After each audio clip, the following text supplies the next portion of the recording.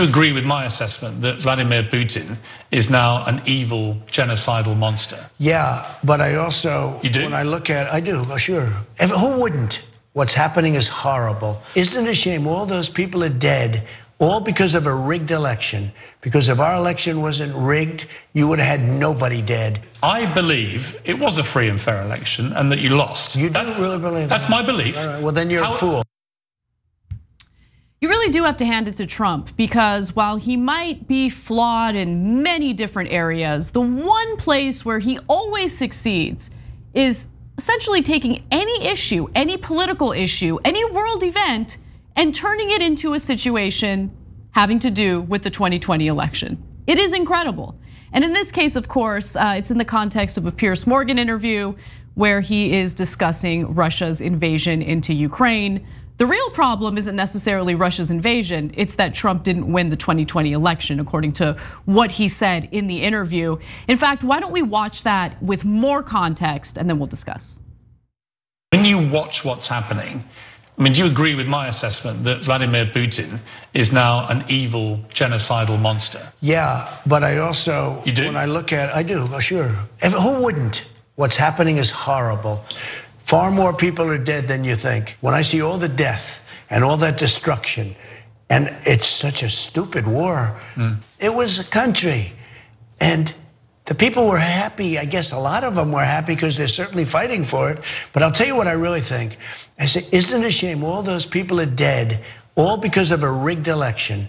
Because if our election wasn't rigged, you would have had nobody dead. When you said to Putin, don't invade Ukraine, what was his response? Well, I told him what our response was going to be, and his response was, really? I said, really? What did you say your response was? And you know what? If he believed me, good, but if he believed me only 5%, he would have said, I'll never do it. What did you say the response would be? I'm not going to say that. I'm not going to say that, but it was a very strong response. But did you threaten to use, for example, the nuclear capability? I don't want to talk about as he's been doing? I don't want to talk about that. Maybe he doesn't want to talk about it because he never threatened Putin if he dared to invade Ukraine. In fact, every step of the way, he made it easier for Putin to invade Ukraine. Now, why he didn't do it under Trump's watch is really a big question. But remember, it was Trump who withheld hundreds of millions of dollars in military aid that Ukraine needed to defend itself from Russia. And he did so with a quid pro quo in mind. I'll give you the money if you announce a sham investigation into the Bidens. That was the first reason why Trump was impeached by the House. But nonetheless, it is incredible. Jake, he talks about how it's a tragedy, all these people are dying. But what the real tragedy is that I didn't win the election because allegedly those people wouldn't die had he won the election. Okay, but why? Why wouldn't they have died? Well, I'm not going to tell you. Okay, I know. So that part has been a Republican trick for a long time, where Richard Nixon said during his re-election effort, "Oh, I have a secret plan to end the war in Vietnam." Well, what is it? Oh no, it's secret. Never had a plan, and he never ended the war. So, and Donald Trump doesn't have a secret plan for preventing Russia from going further in Ukraine. He didn't have a secret plan for preventing them from invading in the first place. They did invade. And so, but there's a little bit of ironic credit that I'm going to give Trump here, because I thought he would never criticize Putin, and the reason I thought that is because I thought they had some sort of financial relationship that we never got enough evidence on to reveal. But there, he did significantly criticize Putin. I wonder if that's the first time I've ever seen him do that. I wonder if that financial relationship could be up in the air now that Russia is dealing with serious sanctions. I don't know. That could be it, or it could be that he was looking forward, that it wasn't in the past, that he was looking forward to Putin doing something for him after the election. And since he didn't get anything, now he's like, oh yeah, genocidal killer, whatever. Listen, at the end of the day, Donald Trump looks out for Donald Trump. And Donald Trump is definitely eyeing a run for president in 2024. Now, where is the mood toward Vladimir Putin among the Republican electorate?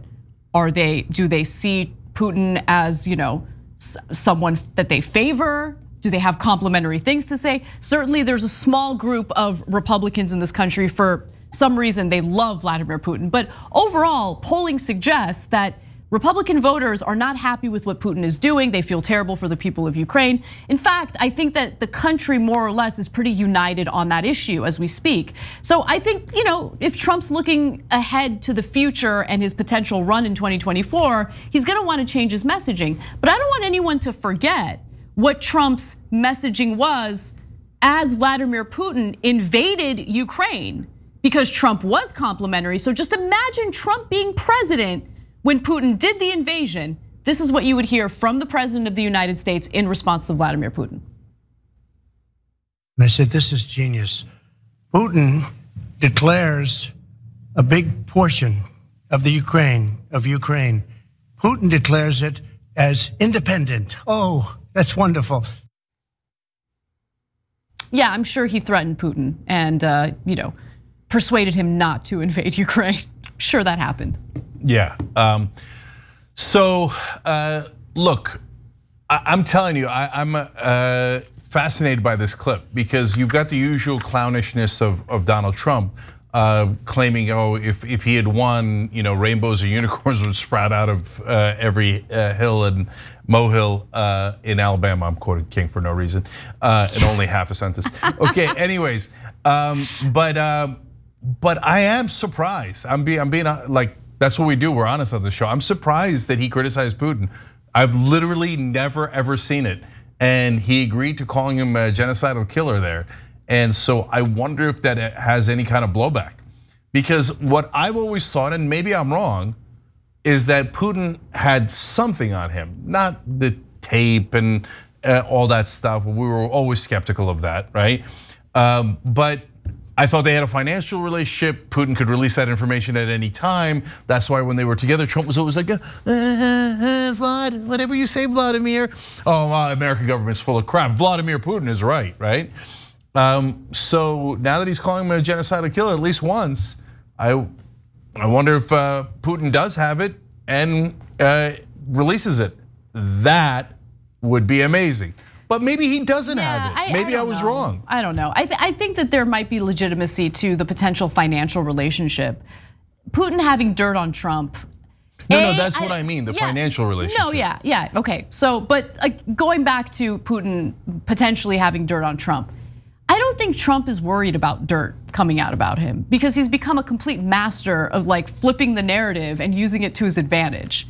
Dirt coming out about Donald Trump has never hurt him, ever. It's only made him stronger. Yeah, if they had the P tape or they had the horse tape, whatever, I don't care, right? Horse tape. I just made that one up, okay? There's no horse tape. Nobody's even alleging a horse tape.